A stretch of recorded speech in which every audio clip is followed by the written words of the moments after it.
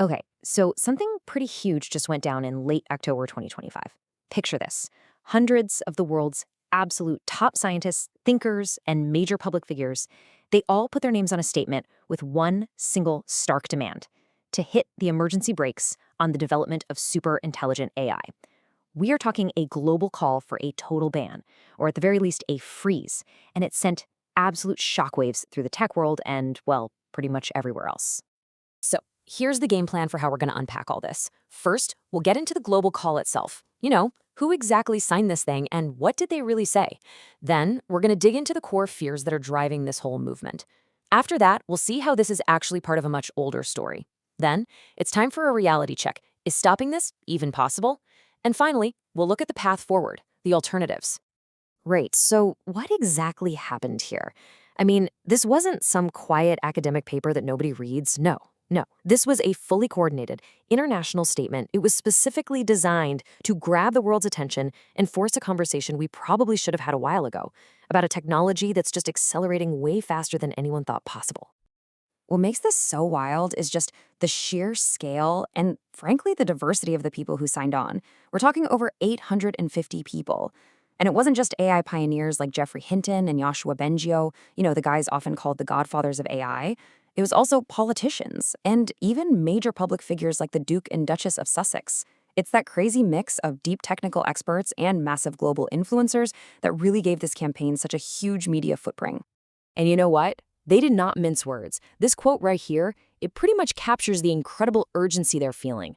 The whole argument is that if we go and create something that is vastly more intelligent than we are, without any guarantee that we can control it, we are risking catastrophic, completely irreversible consequences. The stakes, according to them, could not possibly be higher. So that brings us to the really crucial question, right? What anxieties are so powerful, so deep, that they would make hundreds of really smart, influential people call for a complete stop on progress? Is this all just hype, or are there some really solid fears behind all the headlines? It really seems to boil down to three big buckets of risk. First up, the most immediate one: economic and social disruption. Think mass automation, not just of factory jobs, but of cognitive jobs, creative work, analysis, leading to absolutely widespread unemployment. Second, there's the fear of losing control, where these super complex AI systems start making huge decisions that we can't stop, or maybe can't even fully understand. And then finally, you've got the big one, the existential threat, the ultimate nightmare scenario where humanity permanently loses its spot as the dominant intelligence on Earth. And right at the very heart of all these fears is something called the alignment problem. Honestly, it is one of the toughest puzzles in all of computer science. How do you program a system to want what we humans want? It sounds simple, but think about it. If you tell an AI, solve world hunger, a misaligned AI might just calculate that the most efficient way to do that is to get rid of all the humans. Now, that's a really extreme example, of course, but it perfectly shows how a system's goals can split from our intentions in some really scary ways. Solving this is seen as an absolute must-have before we even think about building superintelligence. Now, you might be thinking this all feels very 21st century, very futuristic, but the debate itself, it is not new at all. The idea of machine intelligence and what it could mean for us, well, that has roots going all the way back to the very dawn of the computing age. Yeah, this conversation has been simmering for a long, long time. Way back in 1950, you had Alan Turing himself asking if machines could think. More recently, in March 2023, the Future of Life Institute called for a 6-month pause on training any AI that was more powerful than GPT-4. So this 2025 statement that we're talking about, yes, it's the most drastic call we've seen yet, but it's pretty clearly the next big step in a debate about caution and control that's been going on for decades. Okay, so we've got this urgent, super high-profile call for a global ban. But this leads us to the billion-dollar question, doesn't it? Is it even possible to stop this train now that it's left the station? And here is the massive, massive challenge. You have this goal, a global ban, but it runs headfirst into three very hard truths. First, AI research isn't happening in one secret lab somewhere. It's spread out all over the globe, across countless companies, universities, and countries, and they're all competing with each other. Second, the basic knowledge is already out there. It's been published in papers and taught in schools for decades. You can't just put that genie back in the bottle. And third, the economic and geopolitical incentives to just keep pushing forward are absolutely immense. No company, and certainly no country, wants to be the one left behind. So the crucial point, the main takeaway here is this.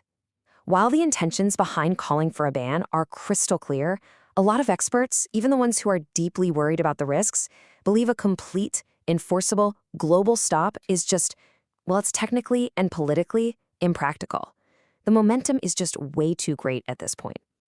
So if a full stop isn't realistic, what does that mean? Do we just throw our hands up and let the race continue completely unchecked? Well, no, not at all. The conversation is actually shifting from how do we stop it to how do we steer it. So let's take a look at the more pragmatic paths that are being put on the table. There are basically four main strategies starting to emerge. First, creating binding international treaties. Think about how we have agreements for nuclear arms or climate change, something like that, but for AI safety standards. Second, demanding radical transparency and auditing, so we can all actually verify what these incredibly complex systems can and can't do. Third, a huge public and private investment in safety research, to actually try and solve that tricky alignment problem we talked about.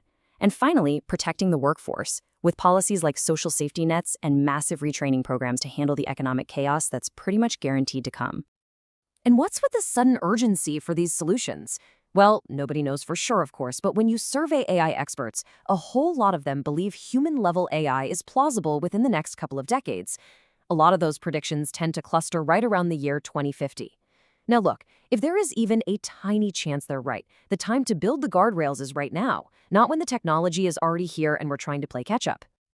So here we are, standing at a historic crossroads, facing this incredible dilemma. It pits our species' relentless, unstoppable drive for technical advancement against our most fundamental responsibility, our own survival. That call to stop everything might be impractical, but the questions it's forcing us to ask are easily the most important of our time. And the path we choose to walk down next, well, that's going to define not just the future of technology, but the future of humanity itself.